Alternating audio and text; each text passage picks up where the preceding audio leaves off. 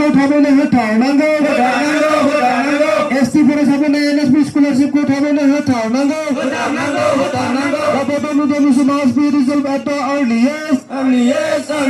That we can establish a relationship we held at the earliest.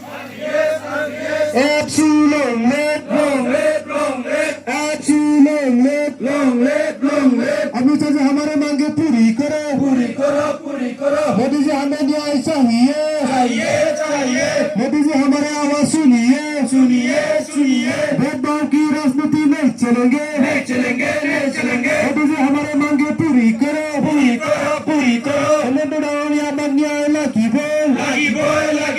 Hemant Dawariya न्याय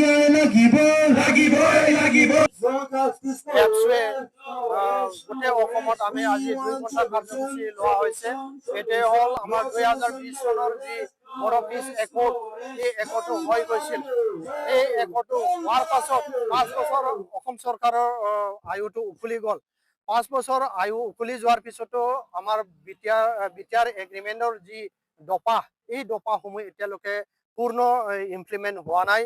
গতিকে এই কাৰণে নিখিল বড়ো ছাত্ৰ সন্থাই অসম চৰকাৰ আৰু ভাৰত চৰকাৰক দাবী জনাইছো যে আজি এই 2 ঘণ্টা কাৰ্যসূচীৰ দ্বাৰা যে যিমান আমাৰ বিটিআৰ একৰ্ডৰ যি দফা আছে দফাবিলাক অতি সোনকালে আমাৰ দফাবিলাক আমাক মানে পূৰ্ণ কৰি দিব লাগে। এইটো আমি অসম চৰকাৰ আৰু ভাৰত চৰকাৰক ডিমাণ্ড কৰিছো।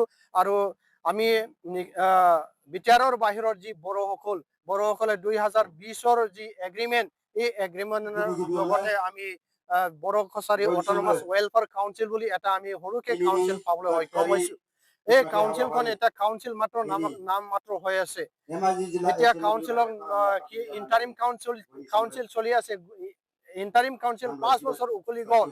এতিয়ালৈকে ইণ্টাৰিম কাউন্সিলৰ ভিলেজ নটিফিকেশ্যন এতিয়ালৈকে হোৱা নাই, কৰি দিব পৰা নাই। এই গতিকে অসম চৰকাৰ আৰু ভাৰত চৰকাৰক অনুৰোধ কৰিছো যে অতি সোনকালে বড়ো অট'নমাছ ৱেলফেয়াৰ কাউন্সিলৰ যি ভিলেজ নটিফিকেশ্যন সেইটো কৰি পেলাই মিচিং অট'নমাছ